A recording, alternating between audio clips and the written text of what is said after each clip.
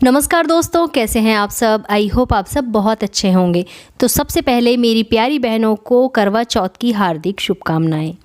तो दोस्तों, हमारे हिंदू पंचांग के अनुसार करवा चौथ का व्रत हर साल कार्तिक मास की कृष्ण पक्ष की चतुर्थी को रखा जाता है। यह व्रत सभी सुहागिन महिलाओं के लिए बेहद खास होता है। इसे महिलाएं अखंड सौभाग्य व अपने पति की लंबी आयु के लिए रखती हैं और व्रत में पूरा दिन निर्जल उपवास करके रात्रि में चंद्रदेव की पूजा के बाद व्रत संपन्न करती हैं। मान्यता है कि इस व्रत का प्रभाव से सुहागिन महिलाओं के पति को दीर्घायु और सुखद गृहस्थ जीवन का वरदान मिलता है।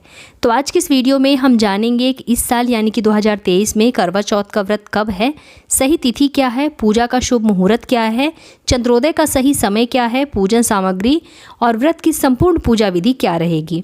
साथ ही साथ हम ये भी जानेंगे कि करवा चौथ के दिन हमें कौन कौन सी चीज़ें नई ज़रूर खरीदनी चाहिए और कौन कौन सी पुरानी चीज़ों से ही काम चल जाएगा।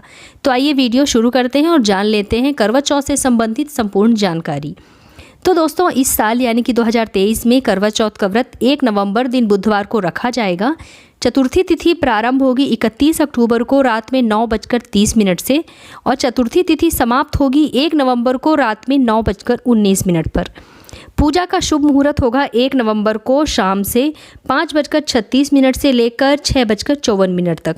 करवा चौथ के दिन चंद्रोदय का समय होगा रात में 8:15 पर। आइए अब जानते हैं करवा चौथ के संपूर्ण पूजन सामग्री के बारे में।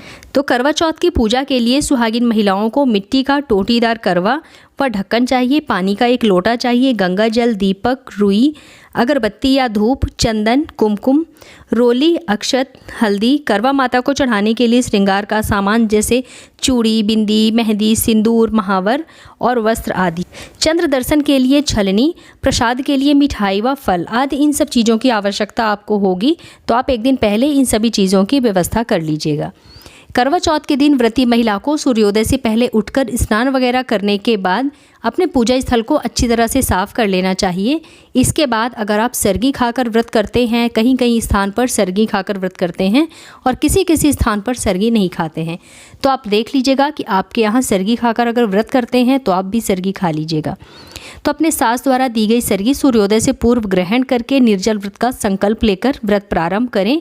अब 16 श्रृंगार करके अच्छी तरह से तैयार होने के बाद अपने पूजा स्थल में कलश स्थापना करें और गेरुए व पिसे हुए चावल के घोल से करवा का चित्र बनाएं या फिर इसकी जगह में आप करवा माता की तस्वीर भी लगा सकते हैं। फिर पूरे शिव परिवार की प्रतिमा स्थापित करके सभी की विधिवत पूजा करें। माता गौरी को सुहाग का सामान अर्पित करें। फिर व्रत कथा पढ़ें या सुने। अंत में पति की दीर्घायु की कामना करते हुए सास को साड़ी व श्रृंगार का सामान अर्पित करते हुए सास का आशीर्वाद ग्रहण करें। इसके बाद रात्रि में चंद्रोदय के बाद चंद्रमा की पूजा करें व अर्घ्य दें। फिर चलनी से चंद्र दर्शन करें और धूप दीप दिखाएं व प्रसाद अर्पित करें। अंत में अपने पति के हाथों से पानी पीकर पति का आशीर्वाद लेकर अपना व्रत संपन्न करें।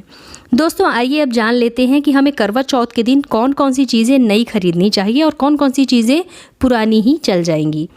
तो दोस्तों, चंद्र दर्शन के लिए हमें जो छलनी लेनी है या फिर पूजा की थाली हो गया, लोटा हो गया, वो अगर आपके पास पहले से है, पिछले साल का है, अगर टूटा फूटा नहीं है तो आप वो बिल्कुल इस्तेमाल कर सकते हैं। छलनी खरीदना कोई ज़रूरी नहीं है। लेकिन जो मिट्टी का करवा लिया जाता है वो हर साल हमें नया ही खरीदना चाहिए, क्योंकि मिट्टी का जो बर्तन होता है एक बार इस्तेमाल करने के बाद वो अशुद्ध माना जाता है।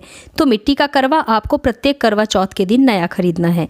बाकी छलनी या पूजा की थाली वगैरह आप पिछले साल का भी अगर है आपके पास तो आप वो यूज़ कर सकती हैं। इस बात का ध्यान ज़रूर रखिएगा कि वो जो आपके पास सामान है, छलनी हो गया, पूजा की थाली, लोटा वगैरह हो गया, वो टूटा फूटा या पुराना नहीं होना चाहिए। अगली चीज़ है दोस्तों कि करवा चौथ पर नई साड़ी लेना ज़रूरी है क्या। तो देखिए, इसमें कोई नियम नहीं है कि आप करवा चौथ पर अपने लिए नई साड़ी ही खरीदें। अगर आप चाहें तो साड़ी खरीद भी सकते हैं या फिर अगर आपके पास पहले से नई या कोरी साड़ी रखी हुई है तो आप वो भी पहनकर पूजा कर सकती हैं। कई जगहों पर तो महिलाएं अपने शादी का जोड़ा ही पहनकर पूजा करती हैं, जैसे साड़ी, लहंगा, कुछ भी हो वही पहनकर पूजा करती हैं। तो अगर आप नई साड़ी लेना चाहती हैं तो आप खरीद सकती हैं, इसमें कोई दिक्कत नहीं है।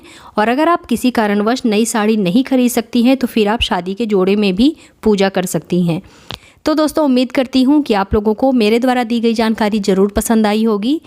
तो अगर आप लोगों को मेरा आज का वीडियो पसंद आया हो तो इसे लाइक कीजिए, अपने फ्रेंड्स एंड फैमिली के साथ शेयर कीजिए और अगर आप मेरे चैनल पर पहली बार आए हैं तो मेरे चैनल को सब्सक्राइब करके बेल आइकन ज़रूर प्रेस कर लीजिएगा, जिससे कि आपको मेरे नए वीडियो के नोटिफिकेशन सबसे पहले प्राप्त हो। तो मिलते हैं अपने नेक्स्ट वीडियो में, तब तक के लिए नमस्कार।